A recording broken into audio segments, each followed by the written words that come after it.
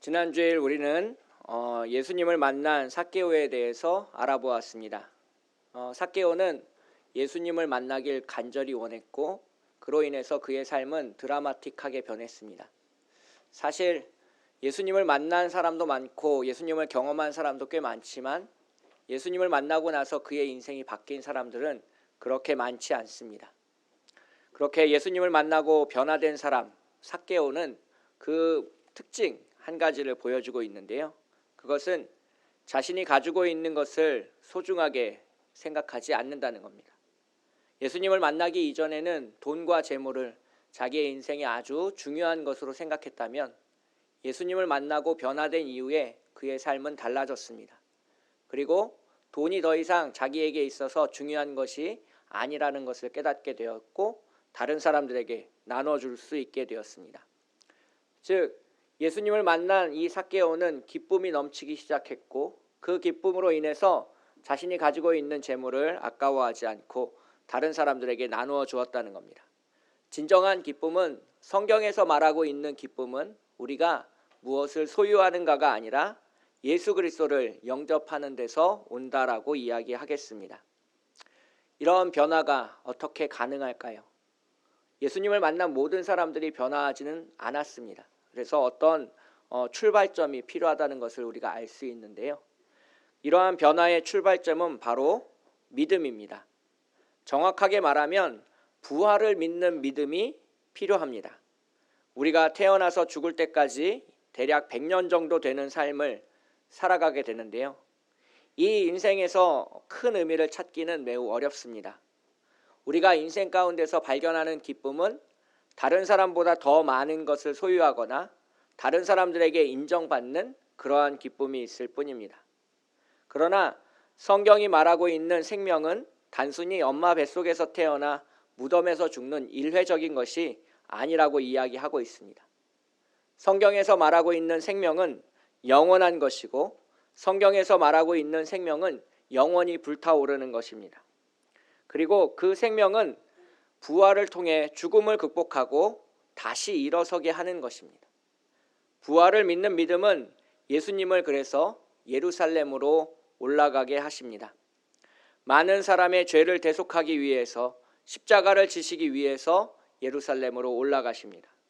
그리고 죽음을 이기고 부활하셔서 우리에게 영생을 선물로 주시기 위해서 십자가를 감당하시게 되는 까닭은 바로 부활에 대한 믿음이 강력했기 때문입니다. 예수님은 이제 그 삭개오를 만나고 나서 여리고를 떠나 예루살렘으로 옮겨갑니다. 그곳에서 예수님이 가장 먼저 한 행동은 성전을 깨끗하게 하는 일이었습니다. 누가복음 19장 45절 46절을 보시면 성전에 들어가사 장사하는 자들을 내쫓으시며 그들에게 이르시되 기록된 바 내 집은 기도하는 집이 되리라 하였거늘 너희는 강도의 소굴을 만들었도다 하시니라 라고 되어 있습니다. 그래서 예수님이 예루살렘에 도착해서 가장 먼저 하신 일은 성전을 거룩하게 하신 일이었습니다. 이때 당시에 그 배경이 있는데요. 예루살렘에 올라가서 제사 드리는 것이 1년에 3번 하도록 되어 있습니다. 그런데 가난한 사람들은 그 1년에 3번 그렇게 올라가지 못하고요. 1년에 1번 정도 올라갈 수 있었습니다. 6월절이나 혹은 초막절에 자신이 예물을 가지고 이렇게 올라가게 되는데요. 지금의 부산에서 서울 정도 되는 거리를 그들은 올라갔습니다. 오늘날에야 기차도 있고 자동차도 있으니까 부산에서 서울 왔다 갔다 하는 일이 그렇게 힘든 일이 아니지만 그때 당시에는 약 한 달의 시간을 비워두고 예루살렘을 왔다 갔다 해야 했습니다. 그래서 농사가 다 끝나고 나서 이제 그 쉬는 휴지기에 예루살렘을 향해서 예물을 가지고 수레를 끌고 올라가서 제사를 드리고 그리고 다시 자기의 고향 땅으로 돌아가는 일이 빈번하게 있었습니다. 한 달 동안 터벅터벅 수레를 끌고 예루살렘으로 도착하게 되면 제사장들에 의해서 자신의 예물이 합당한지 부정한지 판결을 받게 됩니다. 문제는 이때 비리가 작용한다는 겁니다. 분명히 내가 가져올 때는 가장 귀한 것이고 좋은 것이고 아름다운 것을 택하여서 하나님 앞에 가져왔는데 제사장이 아니라고 말하면 아닌 게 됩니다. 그래서 자기가 가지고 온 귀한 재물을 가지고 더 이상 예배를 드릴 수 없는 그런 상황이 찾아오게 됩니다. 그러면 두 가지 선택이 남아 있습니다. 자기의 양을 그대로 내버려 두고 새로운 양을 사서 예배를 드리든지, 자기가 가지고 있는 것을 팔고 새로운 예물을 사서 예배를 드리든지, 두 가지 뿐입니다. 대부분 가난한 사람들이었기 때문에 할 수 없이 자기가 가지고 온 양은 헐값에 넘기게 됩니다. 그래서 성전 안에서는 그렇게 물건을 매입하는 사람들이 있었습니다. 반대로 예루살렘 성전에서 파는 어린 양과 비둘기와 비둘기 새끼들이 있었습니다. 그것을 사야만 제사장이 합격 판정을 내리게 되고 예물을 드릴 수 있었습니다. 근데 이 예물이 시중에 있는 평균가보다 훨씬 더 비쌌다는 겁니다. 3배에서 4배 정도 비쌌기 때문에 가난한 사람들은 눈물을 머금고 자기가 가지고 온 양을 헐값에 넘기고, 그리고 나서 아주 비싼 비둘기를 사서 예배를 드릴 수밖에 없는 그런 상황이 되었었다는 겁니다. 즉 하나님 앞에 나와 용서를 빌고 제사를 드리는데 이러한 제사장이 간섭하는 비리가 있었다는 겁니다. 예수님이 노끈을 채찍으로 만드셔서 그 장사하는 사람을 다 내쫓으신 까닭은 바로 이런 데 있습니다. 하나님의 이름을 빌어 장사를 하는 사람들이 성전 안에 있었기 때문입니다. 그래서 하나님이 받으시는 합당한 예물은 우리의 마음이지 제사장이 옳다고 말하는 그 거룩한 예물이 아니다라는 것을 이야기하기 위해서였습니다. 그래서 성전을 깨끗하게 하신 그 예수님이 이제 많은 사람들의 미움을 받게 됩니다. 왜냐하면 기득권을 가진 사람들은 예수님의 행동이 못마땅했기 때문입니다.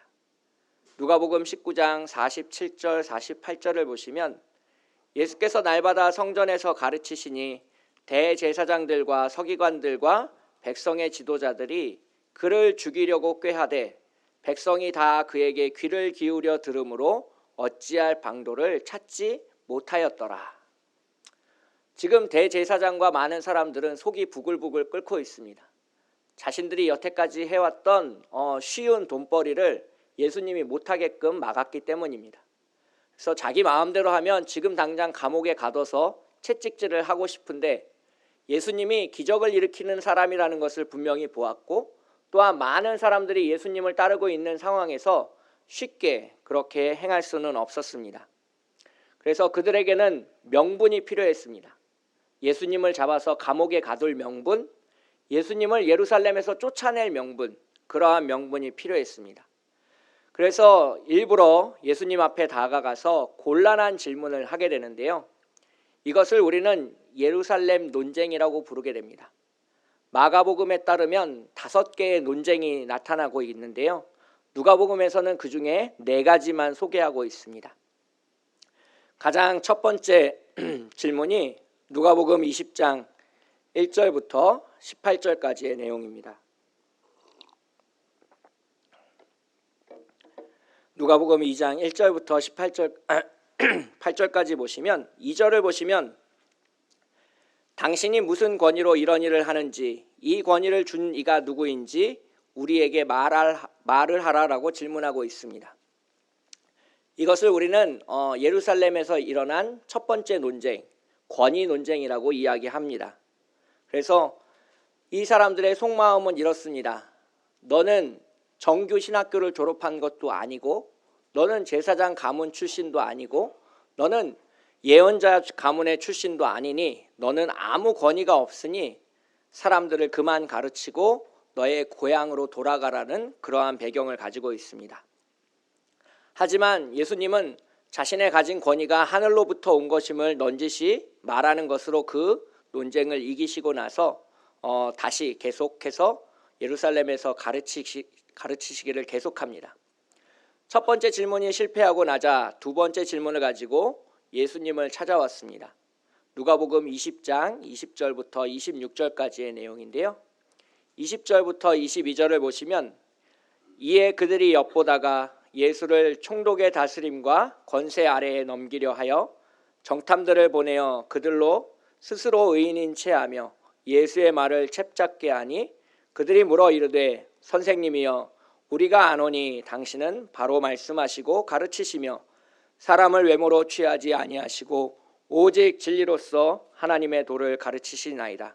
우리가 가이사에게 세를 바치는 것이 옳으니까 옳지 않으니까? 라고 질문하게 됩니다. 이 사람들이 대답을 몰라서 그렇게 질문한 것이 아닙니다.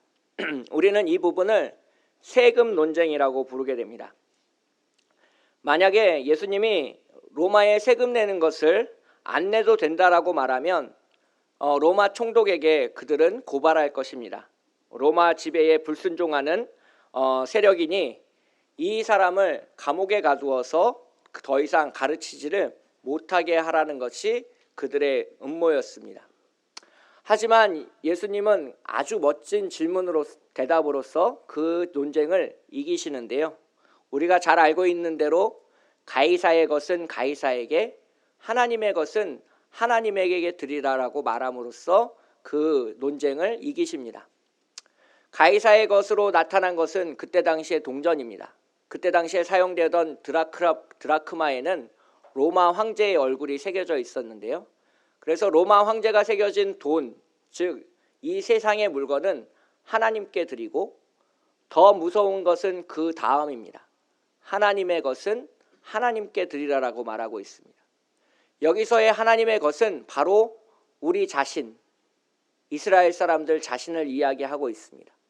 하나님의 자녀로 인침받은 자, 광야에서 샘물을 마시게 되고 만나와 메추라기를 먹었던 그 이스라엘 백성들, 하나님께 예배하고 있는 이 대제사장들과 서기관들과 유대인들은 모두 하나님의 것입니다. 그래서 그 하나님의 것은 하나님께 드리라라는 것은 너희 자신을 온전히 하나님께 드리라는 의미를 담고 있습니다.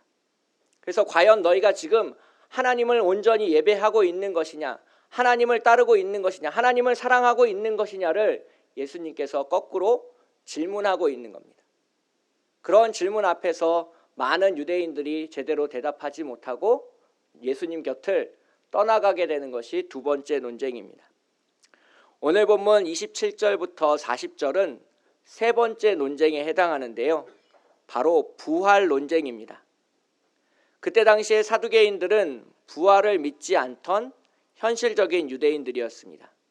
이 사두개인들은 솔로몬 왕 때 대제사장으로 섬겼던 사독을 자신들의 뿌리로 삼고 있는데요. 사두개인들은 모세오경을 철두철미하게 연구했습니다. 그래서 모세의 율법에서 문자적으로 넘어서는 것은 어떤 것도 거부했습니다. 예를 들면 죽은 자의 부활이나 천사의 존재를 믿으려고 하지 않았습니다. 이들은 산헤드린 공의회에서 주도적인 역할을 담당했습니다. 그래서 로마와 어느 정도 타협하더라도 예루살렘에서 정치적인 자유를 누리며 마지막으로 남아있던 것들을 지켜보려고 노력했습니다. 그런데 AD 70년에 예루살렘이 파괴되는 일이 발생합니다. 예루살렘 성전이 무너지고 많은 사람들이 죽음에 처하게 되는데요. 그때 이후로 이 사두개인들은 급속히 세력이 약화되는 모습을 보여주고 있습니다. 쉽게 말하면 사두개인들은 부활을 믿지 않는 유대인들이었습니다. 그들은 매우 현실적이었습니다. 그래서 이 땅에 보이는 하나님의 나라를 만들려고 추구했습니다. 정치적으로 독립되어 있고 자신만의 예배를 드릴 수 있고 하나님을 향해 예배 드릴 수 있는 나라, 그 이스라엘 나라를 다시금 이 땅 위에 건설하려고 노력했던 사람들이 바로 사두개인들입니다. 그래서 사두개인들은 정치적인 술수와 많은 재산을 가지고 그 일을 이루려고 했습니다. 하지만 그 사두개인들의 꿈은 헛되이 끝나고 말았고 그들로 인해서 로마의 많은 재앙이 예루살렘으로 찾아오게 되었습니다. 예수님은 그 사두개인들의 질문을 받으십니다. 오늘 질문 또한 매우 곤란한 질문입니다. 모세의 율법에 따르면 형사취수법이라는 것이 있습니다.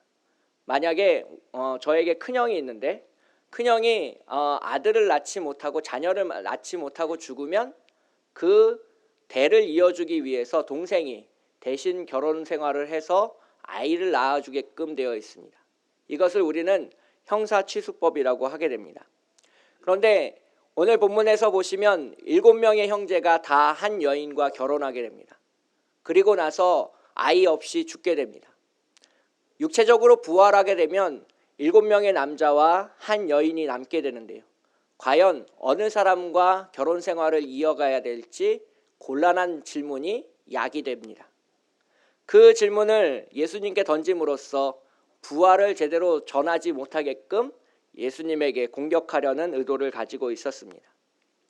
예수님은 그 사람들에게 부활의 진짜 모습을 알려줌으로써 오늘 본문에서 대답하고 계십니다. 오늘 본문 34절, 35절, 36절을 함께 다시 읽어보도록 할 텐데요. 34절부터 36절까지 함께 읽도록 하겠습니다. 시작.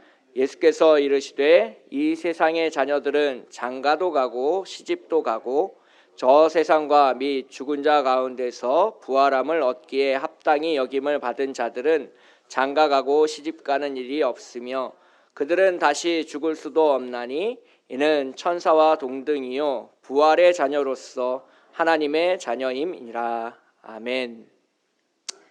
즉 우리가 부활하고 나면 이 땅 가운데 얽매여 있던 모든 것에서 벗어난다라는 것을 의미합니다. 결혼 생활도 자녀와의 관계도 또한 이 세상에 많은 맺었던 물질적인 사회적인 관계도 초월해서 우리가 존재하게 될 것이라는 것을 의미하고 있습니다. 왜냐하면 이 세상의 것은 죄로 물들어 있고 죄로 물들어 있는 것은 부활의 자녀에게 합당하지 않기 때문입니다. 그 장면을 우리는 요한복음 20장 17절에서 볼 수 있는데요. 요한복음 20장 17절을 보시면 부활하신 예수님의 몸을 만지려는 마리아가 등장합니다. 예수님의 몸을 부활하신 예수님을 다시 붙잡고 잡으려는 그 마리아에게 예수님께서 이렇게 말씀하십니다. 예수께서 이르시되 나를 붙들지 말라. 내가 아직 아버지께로 올라가지 아니하였노라. 너는 내 형제들에게 가서 이르되 내가 내 아버지 곧 너희 아버지 내 하나님 곧 너희 하나님께로 올라간다 하라 하시니라고 말씀하고 있습니다. 즉 부활하신 예수님의 형체는 아무도 붙들 수 없는 것이라는 겁니다. 이 세상의 어떤 연민의 정으로도 혹은 사랑으로도 혹은 욕심으로도 그 예수님의 부활의 형체를 붙잡을 수 없다는 것입니다.